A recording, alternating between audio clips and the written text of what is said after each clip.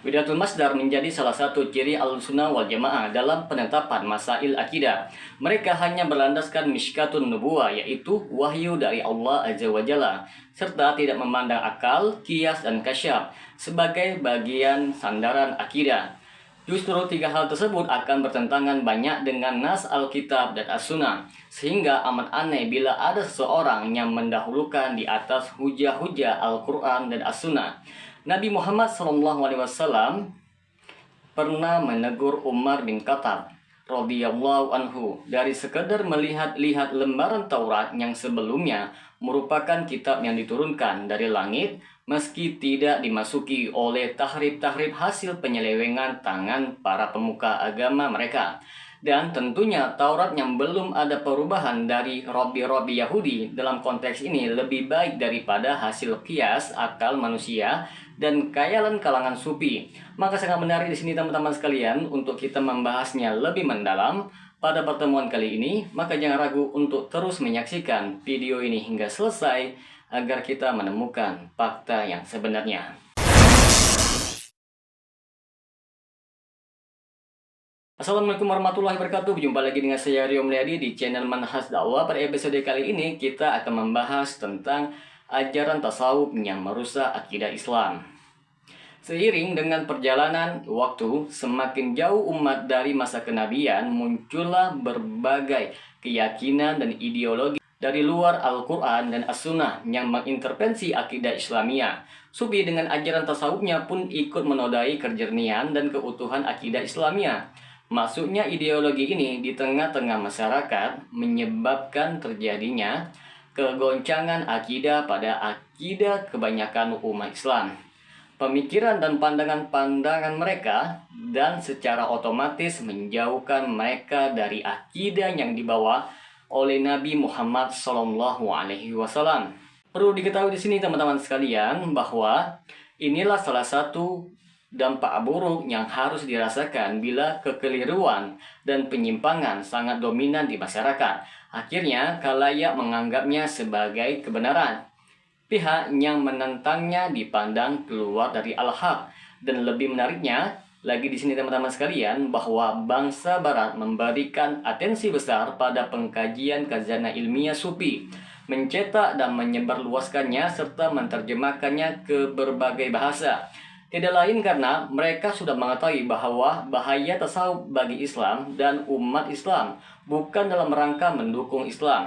Tasawuf itu sendiri dibangun di atas kedustaan, kerusakan akidah bila ditampakkan dengan terang-terangan pasti akan ditolak oleh manusia-manusia yang berfitrah lurus dan berakal sehat. Maka sebagian tokoh tarekat sufi, ajaran ini memperkenalkan tasawuf dengan slogan-slogan, visi dan misi yang menarik agar mudah menggandeng manusia sebanyak mungkin. Menegaskan bahwa dakwah mereka sesuai dengan ajaran Islam. Misi mereka untuk mensucikan kalbu, membina akhlak, serta slogan-slogan menarik guna mengelabui umat Islam. Seorang pemuka tarekat di Mesir, Mahmud As-Satuhi, menjelaskan bahwa tasawuf merupakan intisari pengamalan ajaran Islam, mengamalkan Al-Quran dan As-Sunnah, berjihad melawan musuh dan hawa nafsu. Sebagian pemuka aliran tasawuf bahkan memandang bahwa seluruh sahabat Nabi, generasi tabi'in dan tabi'ut tabi'in adalah pioner aliran tasawuf karena sikap juhud dan semangat berjihad mereka.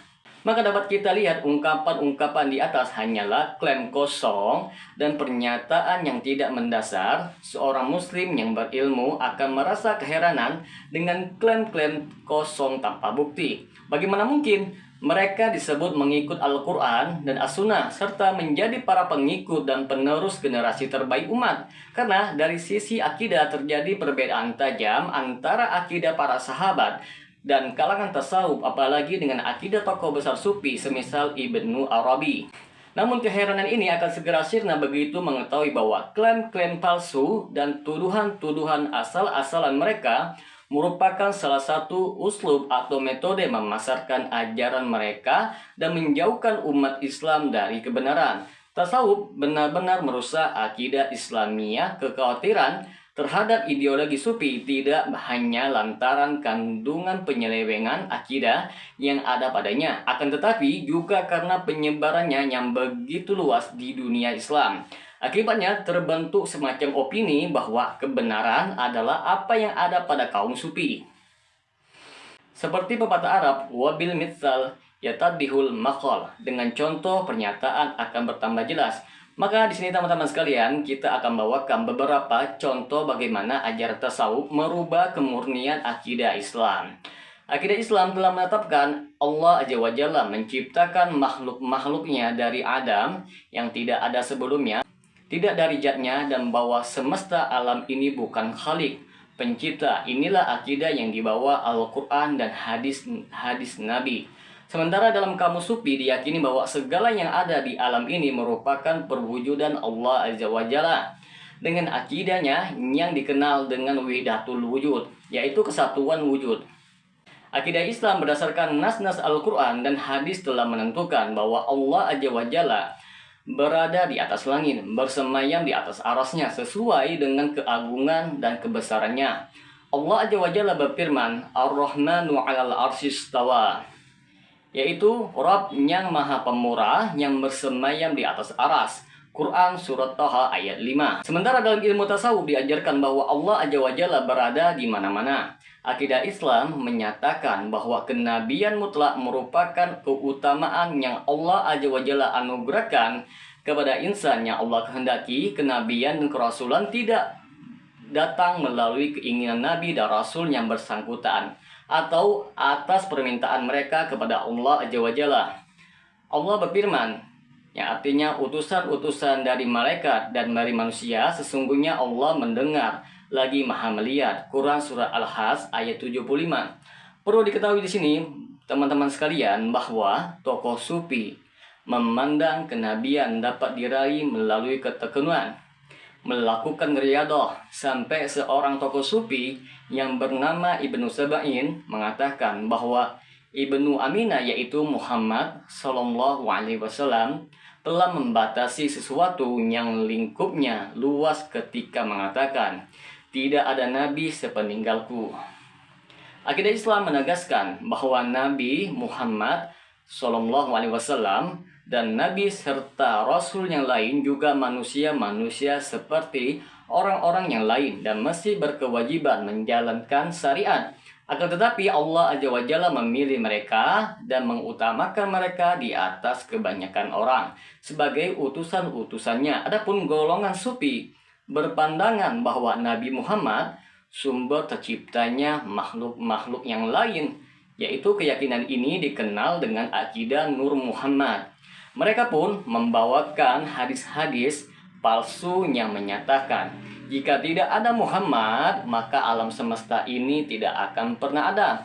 Mereka pun memandang manusia bila sudah mencapai derajat tertentu tidak terkena kewajiban menjalankan syariat Islam. Maka perlu diketahui teman-teman sekalian bahwa sumber hukum akidah Islam hanyalah dua, Al-Quran dan hadis yang sahih. Tidak ada sumber ketiga atau keempat dan seterusnya. Sementara kaum Sufi memiliki sumber akidah yang lain yang dikenal dengan istilah Al-Kasyaf dan Al-Faid. Mereka secara nyata meyakininya sebagai landasan keyakinan.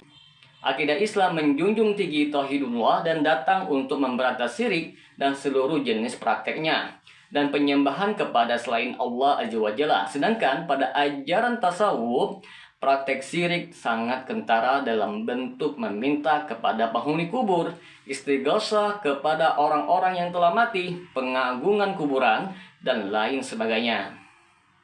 Akidah Islam telah menetapkan hanya Allah saja yang mengetahui alam gaib. Allah Azza wa Jalla berfirman, "Qul la ya'lamu man fis samawati wal ardi ghaiba illallah wa ma yash'uruna ayyana yub'atsun." Katakanlah, tidak ada seorang pun di langit dan di bumi yang mengetahui perkara yang gaib kecuali Allah, dan mereka tidak mengetahui bila mereka akan dibangkitkan. Quran Surah An-Naml ayat 65. Dalam hal ini kaum Sufi menyatakan bahwa syekh-syekh tarekat mereka memiliki kemampuan meneropong dan mengetahui alam gaib melalui jalan kasyaf, dan menurut mereka memperoleh ilmu itu dari Nabi Muhammad SAW. Masih banyak keyakinan mereka yang lainnya yang jelas-jelas berseberangan dengan akidah yang dibawa oleh Rasulullah Shallallahu Alaihi Wasallam. Singkatnya, ajaran tasawuf berdiri di atas landasan-landasan seperti: satu, membagi agama menjadi lahir yang diketahui oleh orang-orang awam dan batin yang hanya dimengerti oleh kaum khas, yaitu orang-orang khusus saja, memegangi kasyaf dan zauq dalam penetapan masalah-masalah akidah dan ibadah. Yang kedua, melegalkan praktek syirik dan bahkan melakukan pembelaan untuknya, mensahihkan hadis melalui jalan kasyaf. Yang ketiga, beramal berdasarkan hasil mimpi, beribadah dengan dasar zauq dan wazat. Yang keempat, menyebarkan hadis-hadis lemah dan palsu dan mengamalkannya, membiasakan zikir jama'i dan beribadah dengan menari-nari diiringi oleh suara-suara alunan bunyi seruring dan alat-alat musik lainnya. Demikian poin-poin prinsip akidah yang diajarkan dalam ilmu tasawuf dan diyakini kalangan sufi. Semoga Allah Azza wa Jalla menjauhkan kita dari segala kerusakan dalam keyakinan kita. Semoga dengan sedikit penjelasan ini dapat memberikan manfaat bagi teman-teman sekalian. Dan apabila channel ini dapat memberikan manfaat bagi teman-teman sekalian, silakan subscribe dan share. Semoga bermanfaat. Assalamualaikum warahmatullahi wabarakatuh.